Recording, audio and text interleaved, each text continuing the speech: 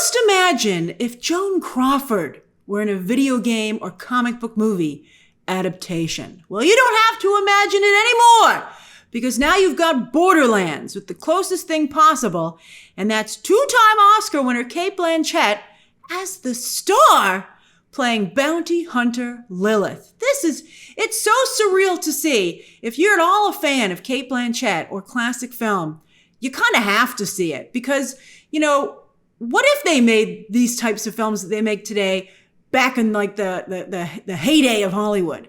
Would we see these classic stars in these films? It's really funny to think about. Usually the formula, even today, is that they usually go with an unknown. And then that actor gets elevated through the comic book material and then tries to graduate to like the real acting. So to see someone going in the opposite direction is just, again, as I said, surreal. You just can't take your eyes off of it. By the way, some of you might not be getting this comparison because you might not be familiar with the work of Joan Crawford. Get familiar. She's an icon for a reason. Not only her wonderful slate of films, I've thrown up some here that you should definitely check out. I watch Mildred Pierce every couple of years. It's so good.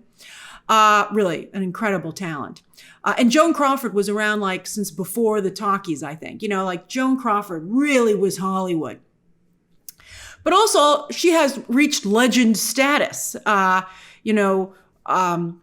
only with Mommy Dearest, one of Faye Dunaway's best performances ever, but then, of course, the recent feud, Betty and Joan, which is the best feud. I mean, there's only been two feuds, but it was by far the best of the two, which was also iconic.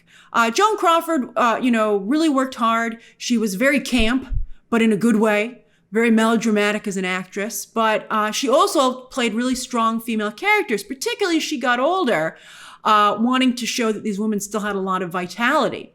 And so to see Cate Blanchett doing the same thing in all of Joan Crawford's camp glory and then melodramatic glory is pretty fantastic. It's funny, I have never seen the film, but Joan Crawford was in a Western herself. Maybe I'll watch it now. And this makes me feel like this must be even closer, an approximation between the two. I mean, it's just incredible to watch.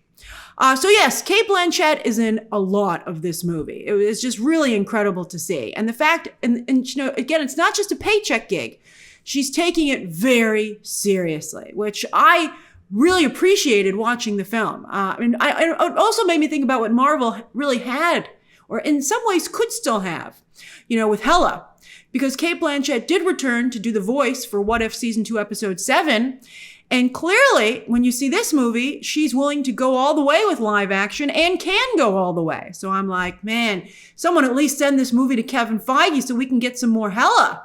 I mean, Cate Blanchett really did a fantastic job here. I find it hilarious, though, that one of the things that comes up when you search for Cate Blanchett Borderlands is, why is Cate Blanchett in Borderlands? And her answer is that it's partially because she likes to take risks as an actress and challenge herself. Good for you, Cate Blanchett. But also she says because she couldn't take being stuck at home anymore due to COVID. That's a very funny answer and it makes for a nice headline. But let's be honest, Cate Blanchett, I'm sure, has plenty of offers to get out of the house. So she chose Borderlands. She didn't have to make this movie. And I'm glad that she did. I really love that she made this movie. I hope it works out for her because I think, again, she does a great job. And I think it's cool that she's just even doing it in the first place.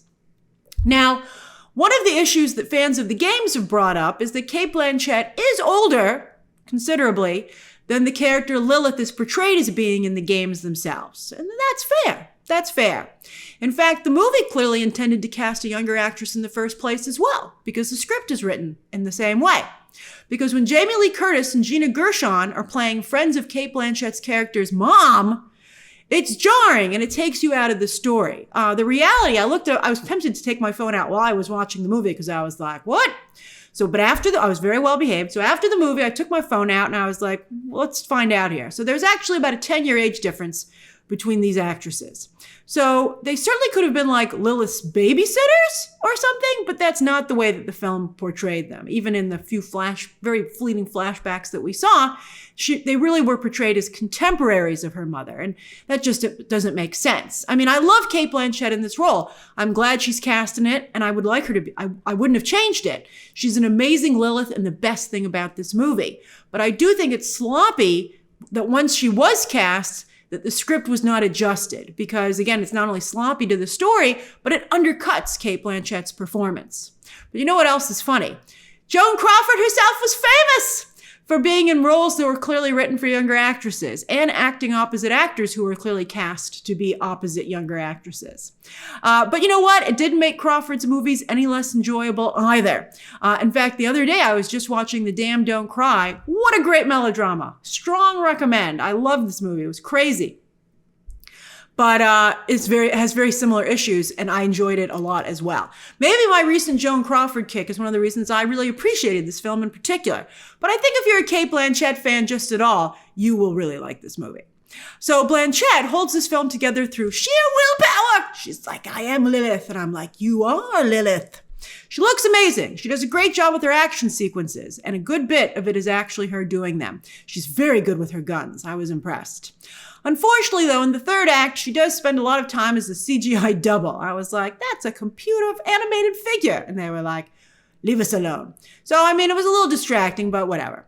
But again, as I said, it isn't a paycheck gig for Blanchett. It's obvious she really wanted to play Lilith, and she puts her all in it. And it's a performance that, therefore, is a lot of fun to watch. I mean, if we can have actors like there's been, Liam Neeson started a trend of older actors doing action movies, so why not actresses? I mean, it was just so fun. I also think on that note that it's cool to have a, let's say, mature actress in a role like this, front and center in a video game comic book style movie, really owning it and delivering just as any actress would, if not better in some ways. It's because, it's freaking Cate Blanchett.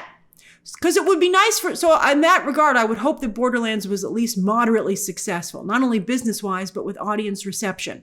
So that mature actresses, some real stars like Nicole Kidman and Michelle Yeoh, aren't always stuck playing moms or maternal figures in these types of movies. Clearly, they can be, as Cate Blanchett proves, front and center. So again, as I said, if you're even the tiniest little bit of a Cate Blanchett fan, or if you like classic movies, Borderlands surprisingly is for you. Now, what if you played the video game? Because that's obviously who the movie is largely made for. Well, I've never played Borderlands. I'm not a gamer. But I could tell that there seemed to be a lot of Easter egg references in the film, from characters to their sound bites. They'd have a character be like, I'm cut. Well, whatever the sound bites are from Borderlands.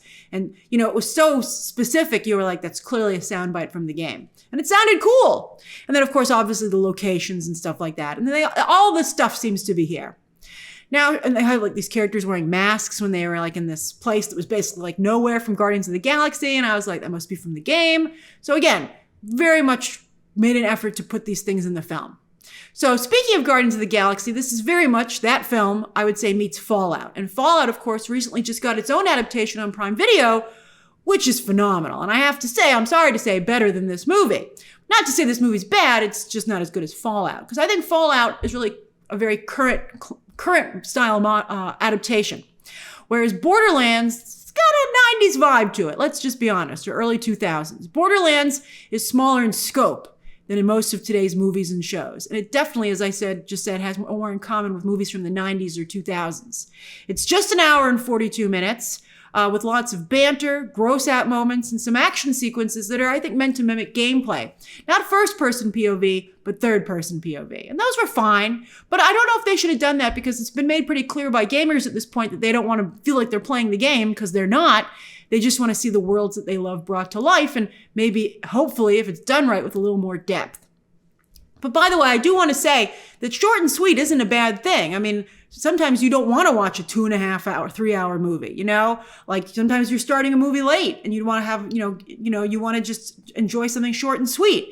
And in that regard, I think that's another thing that really works well about Borderlands. It's not going to take up your whole evening and you can still have a good time. Well, once you add the trailers and stuff, but you're going to still come out in just 2 hours and 15 minutes with the whole experience. Video game adaptations have done the best and better than they ever have before when the game creators themselves have been involved. Of course, I'm talking, as you can see, Super Mario Brothers, The Last of Us, Five Nights at Freddy's. You'd think a trend had started, but not with Avi Arad, who produces this film, who clearly feels that he knows what he's doing when it comes to adaptations, despite some evidence to the contrary. But no, he forges ahead. And I think that's why the film also feels a little bit the way that it does. You know, take a look at Uncharted from just 2 years ago, also from Avi Arad, right?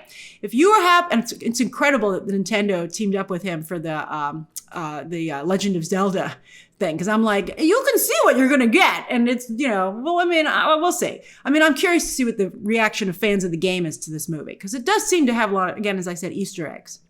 But anyway, Uncharted from 2022, also from Avi Arad.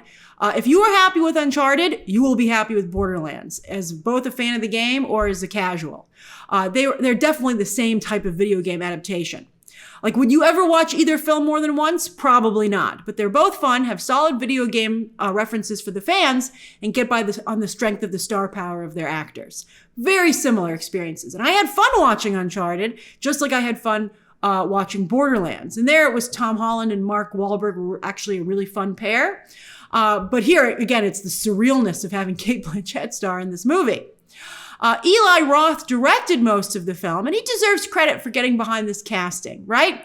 But apparently he didn't do a fabulous job directing because Tim Miller stepped up for the reshoots. You know, the reasoning is that Roth was busy with with another movie that was coming out Thanksgiving. Nobody's that busy. So, but at least it allowed Roth, I guess, to maintain his dignity. But I don't think that the finished product, has the signature style of any director, any strong director, which also gives it a bit of that, is responsible, I think, for a bit of that 90s feel. As for the cast, well, it's Cate Blanchett's party, and what a party that is. Jack Black gives a huge assist voicing Claptrap, a foul-mouthed, metallic version, I would say, of Olaf, very Olaf-y, who's very funny, and a really good, surprisingly good pairing with Blanchett. They do a good job together.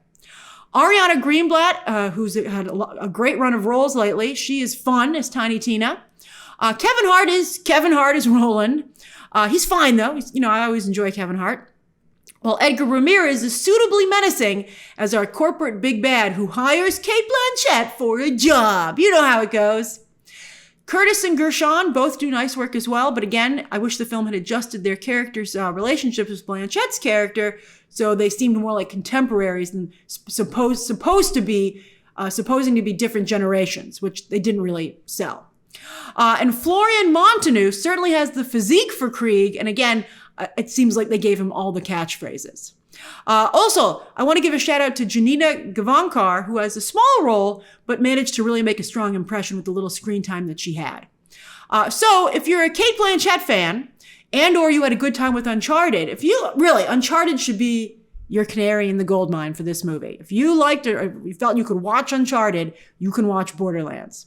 And also, I suspect how you felt about both from a gaming perspective of a fan of those games. I think you'll have a good time with Borderlands, if not a fun time, an outright fun time. I'm not sure, again, exactly how fans of the game will feel. We'll find out. But it did feel to me that the movie was trying to be respectful of the source material and to try to include as much as they could. All right, so that's my review of Borderlands hitting theaters this weekend. I don't know how long it'll be in theaters. It'll be a heck of a digital and streaming film, I think. I had a surprisingly good time. But again, it's because of the surrealness of Cate Blanchett in this movie and that she did such a great job. I need more Hela in my life, Kevin Feige. I need more Hela. All right, so again, Cate Blanchett should just slap this down on his desk. Maybe that's why she made it. That would be neat. Maybe that's the real reason. I hope it is. I would love to see Hela return. Just for the use of this fabulous meme alone. All right, so that's my review of Borderlands. Again, as I said, hitting theaters this weekend. Share your thoughts down below. Subscribe today. And of course, as always, you can check out some more videos right now.